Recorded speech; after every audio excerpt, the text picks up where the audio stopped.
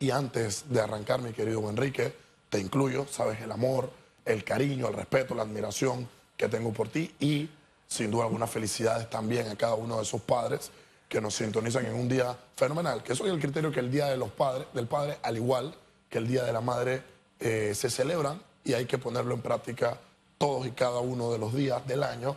Pero bueno, en esta fecha que se ha elegido, feliz día padre, feliz día papá. Bien, la pregunta que nos presentan el día de hoy en este espacio me causa mucha inquietud, muchos temas, hay mucha tela por cortar, mucha tela por desarrollar. En la medida en la que yo no creo que hay que darle prioridad a los pagos, no creo que hay que darle prioridad. Es que es sine qua non, eso es imprescindible. Uno contrató un servicio, uno tiene que pagar. ¿Sabes qué, Hugo Enrique? En diciembre vamos a considerar si los cheques de la empresa de trabajar, evaluaremos si te lo vamos a pagar o no, si lo vamos a dar como prioridad producto de todo el trabajo que tuviste en el año. Pues no, nosotros debemos, sin duda alguna, de darle mérito, darle cumplimiento íntegro a los compromisos que nosotros asumimos.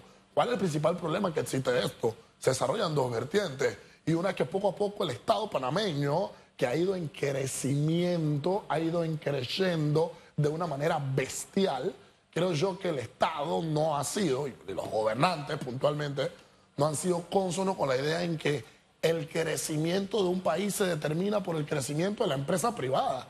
Aquí nosotros no tenemos ninguna ganancia como país, no tenemos ninguna ganancia como Estado si vamos ensanchando única y exclusivamente la planilla estatal. No tenemos ninguna ganancia si únicamente lo que crece es el gasto público. Aquí nosotros tenemos que aspirar a que quienes tenemos locales, a que quienes tienen negocios, a que quienes tienen capital quieran seguir abriendo más locales, quieran seguir sin duda alguna invirtiendo, quieran seguir formando parte del mundo de los negocios, pero claro, si tienes un Estado que no te da las herramientas, que no te da las medidas, que no te da las posibilidades y las medidas suficientes y necesarias, pues claramente nos encontramos ante un Estado que cree, considera que es papá, que cree y considera que es la principal forma de creación de empleo y pues claramente nos lleva a la situación escandalosa en la que nos tenemos hoy, como siempre decimos, por ejemplo, de endeudarse para pagar planilla.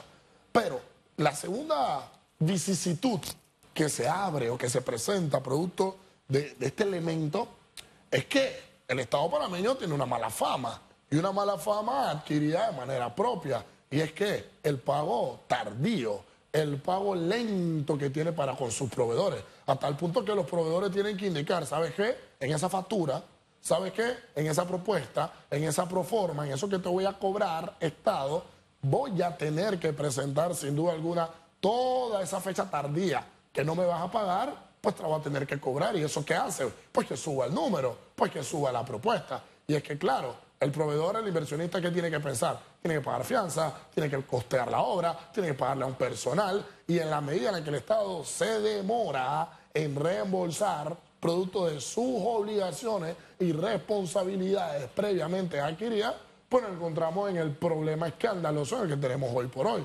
Entonces nosotros tenemos que ir viendo varios factores, varios puntos, como por ejemplo, reformar, analizar a detalle qué queremos hacer con la ley de contrataciones públicas. Y es una ley, bueno, que es más reformada que Dios sepa quién.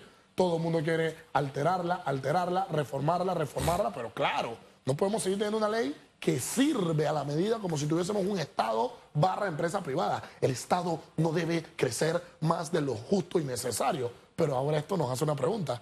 ¿Qué es lo justo y necesario para el Estado de Panamá? Si las responsabilidades y obligaciones que tiene lo hace mal, si los compromisos que adquieren tardan en pagarlo, si todos los elementos lo que tienen que hacerle frente no los costean en tiempo y en forma eficaz, eficiente y oportuna. Entonces tenemos que reconstruir íntegramente los cimientos del Estado a fin de ¿qué? De mejorar sin duda alguna las condiciones y las responsabilidades y compromisos que el Estado mantiene.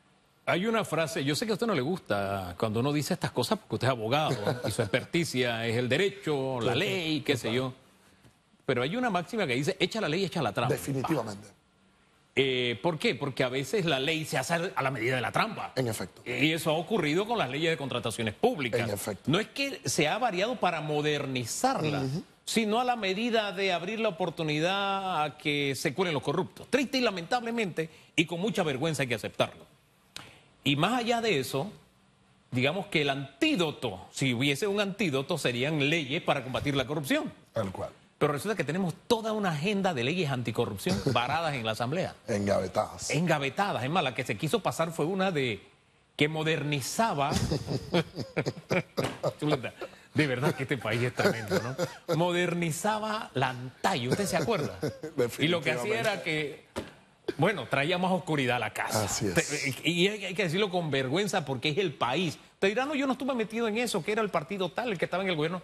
Sí, pero ese es el país el que lo está haciendo. Y en algún momento tenemos que despertar de este sueño de apio y poner los pies sobre la realidad. ¿Qué es lo que le trato de decir? En las leyes, la víctima debe tener un valor.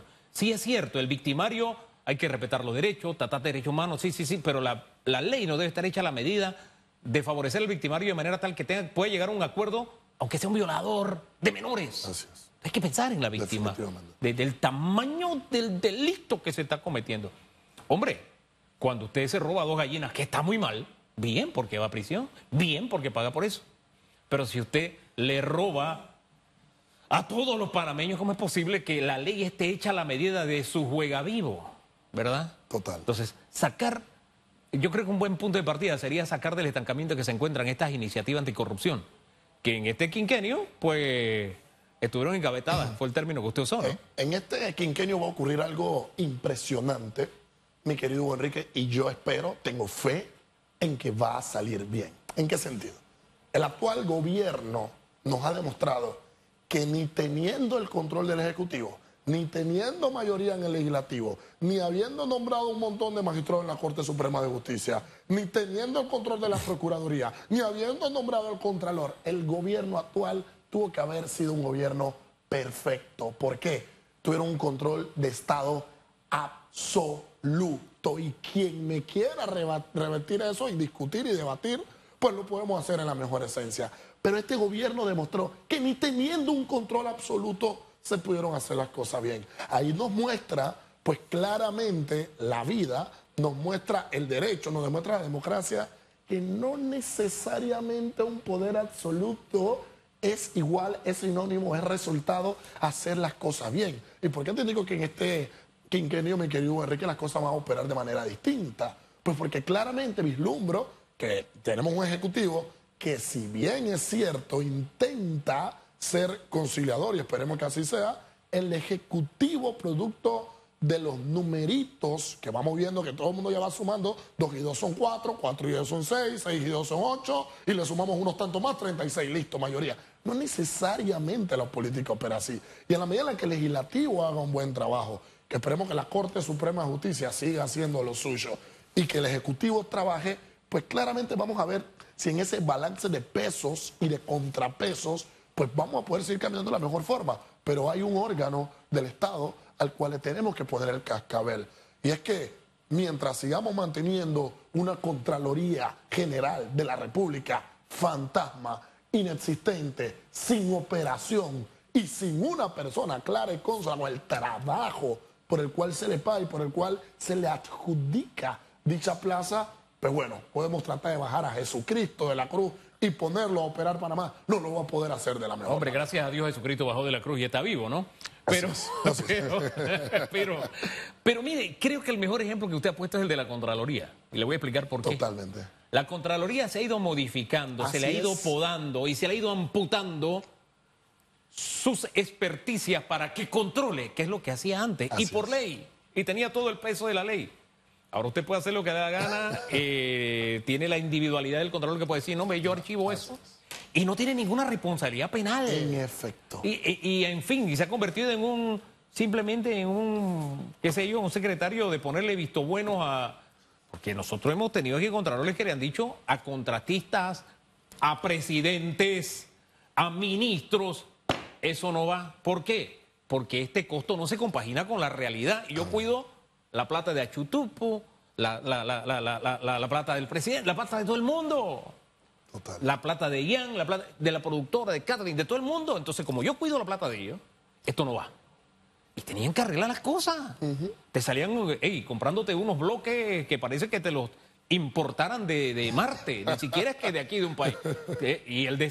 Yo me acuerdo de esos casos, pero ya ahora la Contraloría no juega ese papel. Así es. Ahora es visto bueno, visto bueno, visto bueno.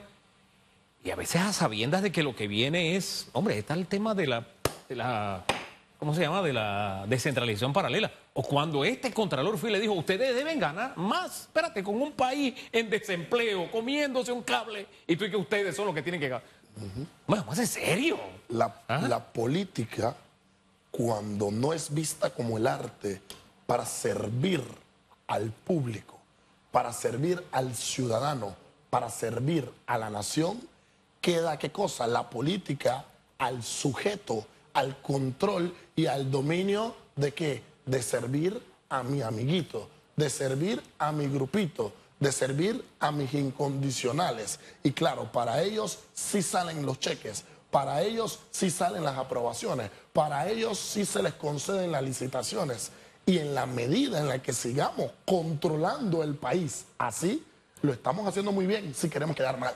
Si quieren llevarnos y direccionarnos al abismo, pues vamos muy bien. Pero yo no creo que esta es la necesidad que tenemos cuando los indicadores, por ejemplo, de desempleo que mantenemos es un escándalo. Cuando la región en sí latinoamericana vemos que no se acomoda a la mejor tema. Oye, cuando la Caja del Seguro Social pues mantiene una gran afectación que ya requerimos y necesitamos resolverla. Cuando vemos que los indicadores de temas de salud en nuestro país, hipertensión, diabetes, etcétera, se siguen disparando, pues nosotros no podemos seguir teniendo un problema, un Estado, ciudadanos con distintas necesidades, pero un Estado que anda en Bosnia y Herzegovina, que anda en Belén con los pastores, que anda en otros sitios. Necesitamos conectar y entroncar la necesidad con la realidad que maneja y controla el Estado. Me gusta lo de servir, porque a la postre, de verdad, cuando aquel discurso que ustedes necesitan ganar más, no, la gente necesita ganar más. Así es. Ustedes deben servirle más a la gente.